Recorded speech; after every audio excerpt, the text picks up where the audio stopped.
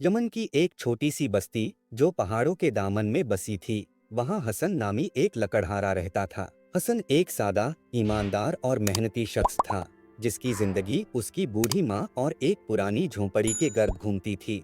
उसके पास दो चीजें थीं जो उसकी पहचान थीं, एक कुल्हाड़ी जिससे वह लकड़ियाँ काटता था, और एक पुरानी छड़ी जो उसे उसके बाप ने मरते वक्त दी थी। बाप ने उसे समझाया था, हसन, ये छड़ी कोई मामूली लकड़ी नहीं, ये तेरा सहारा है। जब तक ईमान और सब्र से चलेगा, ये छड़ी तुझे कभी तन्हा नहीं छोड़ेगी। हसन इस छड़ी को अपना सबसे कीमती असासा समझता था, न इसकी कीमत की वजह से, बल्कि उसके बाप की दुआ की वजह से। हर सुबह जब सूरज अभी पूरी तरह नहीं जागा होता, हसन अपनी कुल्हाड़ी और छड़ी उठाता जंगल की तरफ निकल जाता था। वह घंटों दरख्तों के दरमियान मेहनत करता, साफ सुथरी लकड़ियां काटता और शहर के बाजार में बेचने ले जाता था। उसकी लकड़ियां शहर भर में मशहूर थीं। लोग कहते, हसन की लकड़ियों में बरकत है, ये देर तक जलती हैं और घर को गर्म रखती हैं। वह कभी वजन कम न करता, न ही झूठ बोलता। अगर कोई गरीब उससे लकड़ी मांगता, वह कहता, पैसे बाद में दे देना, पहले अपना चूल्हा जला। उसकी सादगी और सच्चाई से बस्ती के लोग उससे मोहब्बत करते थे। मगर हर बस्ती में कुछ दिल तंग भी होते हैं। बाजार का एक बड़ा लकड़ी फरोश जैद हसन से शदीद हसद करता था। जैद की बड़ी दुकान थी, नौकर चाकर थे, और वह बस्ती का सबसे अमीर ताजिर समझा जाता था। लेकिन उसका दिल हसद से भरा था। वह सोचता, ये गरीब लकड़हारा मेरी दुकान के सामने क्यों बैठता है, इसकी वजह से मेरी फरोख्त कम होती है। जैद ने फैसला किया कि वह हसन को इस बस्ती से हटाएगा। उसने चंद लोगों को पैसे देकर झूठे इल्जाम लगवाए कि हसन जंगल के ममनुआ हिस्सों से लकड़ियां चोरी करता है और शहर की जमीन को नुकसान पहुंचाता है। बात हाकिम के दरबार तक पहुंची। हसन को बुलाया गया। जैद ने झूठे गवाह पेश किए, जिन्होंने कहा कि हसन जंगल के कानून की खिलाफ वर्जी करता है। हसन ने सादा लहजे में अपना दिफा किया, हाकिम साहब, मैं सिर्फ वही लकड़ी काटता हूँ जो कानून इजाजत देता है। मेरा दिल साफ है और अल्लाह मेरा गवाह है। मगर जैद के झूठे गवाहों की बात भारी पड़ी। हाकिम ने फैसला सुनाया कि हसन को शहर से निकाल दिया जाए और उसकी कुल्हाड़ी जब्त कर ली जाए। उस रात हसन अपनी झोंपड़ी में वापस आया। उसके पास कुछ न बचा सिवाय उसकी पुरानी छड़ी, चंद कपड़ों की गठरी और उसकी माँ की दुआओं के। उसकी माँ ने उसे गले लगाया और कहा, बेटा, दुनिया जाहिर देखती है, लेकिन अल्लाह दिल देखता है। तेरी छड़ी तेरा ईमान है, उसे मजबूत पकड़। हसन ने अपनी माँ से कहा, अम्मा, अल्लाह की जमीन वसी है, अगर यहाँ रिस्क बंद हुआ तो वह कहीं और खोल देगा। उसने अपनी छड़ी उठाई, गठरी कंधे पर डाली और चल पड़ा, बेसिंत मगर दिल में पुख्ता यकीन लेकर। सफर आसान न था। धूप ने जिस्म झुलसाया, बारिश ने कपड़े भिगो दिए, कभी भूख ने सताया, कभी प्यास ने। कभी वह रात को खुले आसमान तले सो जाता, कभी किसी गांव वालों ने उसे रोटी दी। हर मुश्किल में वह अपनी छड़ी जमीन पर टिकाता और कहता, अल्लाह देख रहा है और वही काफी है। कई हफ्तों के सफर के बाद एक शाम वह एक सराय में रुका जहां काफले आराम कर रहे थे। वह एक कोने में बैठा अपनी छड़ी से जमीन पर लकीरें खींच रहा था कि दो ताजिर आपस में बातें करते सुनाई दिए। एक बोला, सुना है दमिश्क के बादशाह के महल में एक नया मुहाफिज चाहिए। पुराना मुहाफिज बूढ़ा हो गया और बादशाह को ईमानदार आदमी की जरूरत है। हसन ने ये बात सुनी। दमिश्क का नाम उसके दिल में गूंजा, जैसे अल्लाह ने अंधेरे में एक चिराग रोशन किया हो। वह ताजिरों के करीब गया और आहिस्ता से पूछा, क्या वाकई दमिश्क के महल में मुहाफिज की जगह खाली है? एक ताजिर ने तंज के साथ हंसते हुए कहा, हाँ, मगर दमिश्क महीनों का सफर है और शाही महल का दरवाजा हर किसी के लिए नहीं खुलता।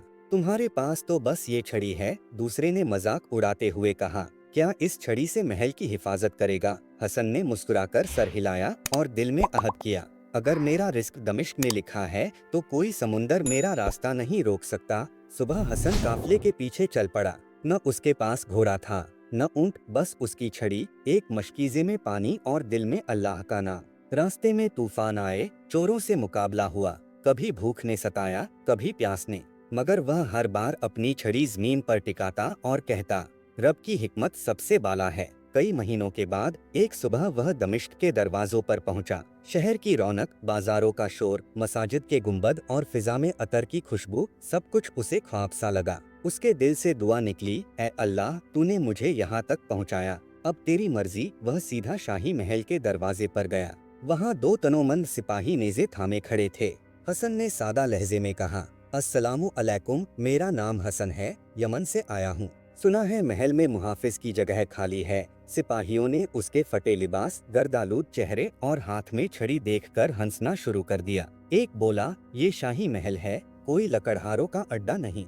चले जाओ। दूसरे ने कहा, ये छड़ी लेकर मुहाफिज बनने आया है, दोबारा यहाँ मत आना। हसन ने कोई जवाब न दिया, बस जज़ाक अल्लाह कहा और आहिस्ता से वहाँ से चला गया। दिल ज़ख्मी था मगर ज़बान पर कोई शिकवा न था। वह दमिश्क की एक पुरानी मस्जिद के पास जाकर बैठ गया। उसने अपनी छड़ी ज़मीन पर रखी और दुआ मांगी, ऐ अल्लाह, तेरे दर पर आया हूँ, तेरे ही दर पर लौटूंगा। थकावट से उसकी आंख लग गई। ख्वाब में उसे एक आवाज़ सुनाई दी, सब्र कर, तेरी मंजिल करीब है।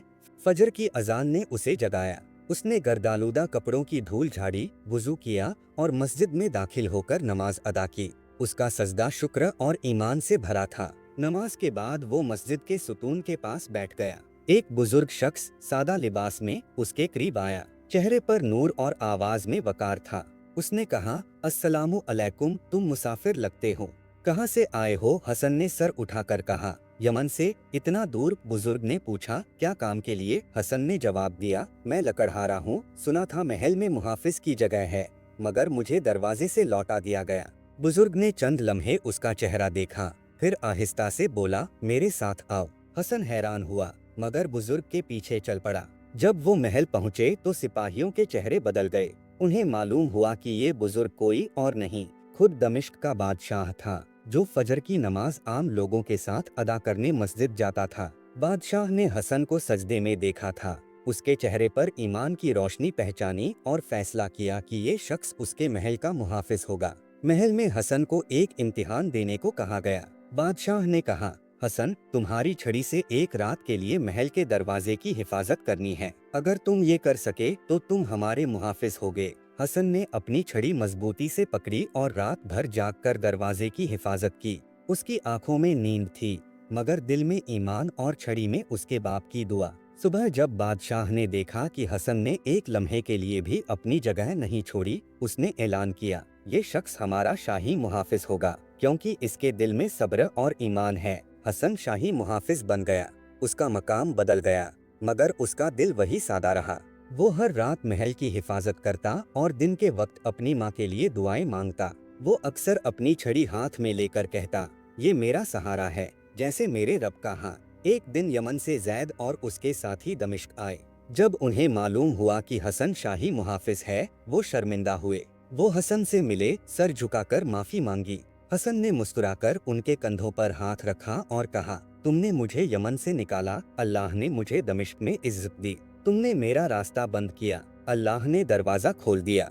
मैं तुमसे बदला नहीं लूंगा, क्योंकि अल्लाह का दिया कभी जाया नहीं होता। ये कहानी हसन की छड़ी की कहानी है, जो सिर्फ लकड़ी का टुकड़ा नहीं थी, बल्कि ईमान, सब्र और सच्चाई का निशान थी। सच्चाई और सब्र का रास्ता मुश्किल हो सकता है, मगर वही मंजिल तक ले जाता है। अगर ये कहानी आपके दिल को छू गई तो याद रखें कि अल्लाह की रहमत हर मुश्किल में साथ होती है और ईमान की छड़ी हर बंद दरवाजे को खोल देती है।